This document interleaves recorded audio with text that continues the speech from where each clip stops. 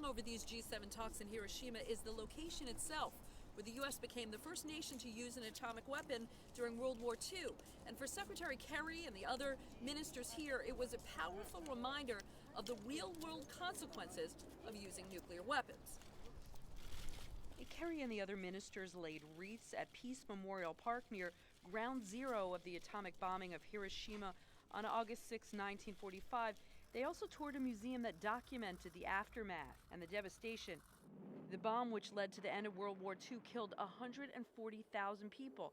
And 3 days later, the U.S. dropped a second bomb on the port city of Nagasaki, killing 70,000 more. And the Japanese government and the public really hope the location of the summit here in Hiroshima will foster a better understanding among nations about Japan's staunch anti-nuclear stance.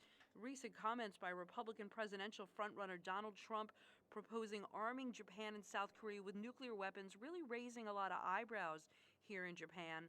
And Secretary Kerry was clearly moved by what he saw, calling a message in a guest book, "The museum was a stark, harsh, compelling reminder of the obligation to end the threat of nuclear weapons and avoid war."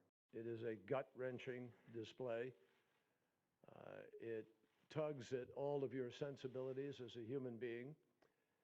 It reminds everybody of the extraordinary complexity of choices in war and of what war does to people, to communities, to countries, to the world.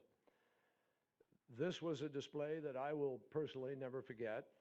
Kerry didn't offer an apology for U.S. actions, but U.S. aides say he wanted the visit to recognize the huge loss of life that occurred during World War II and an acknowledgement the U.S. and Japan have moved past that terrible time to become close friends and allies.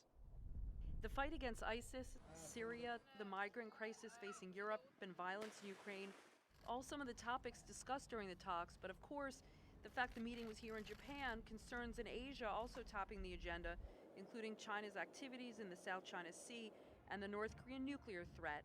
Clearly, this visit a reminder of the dangers of the use of nuclear weapons.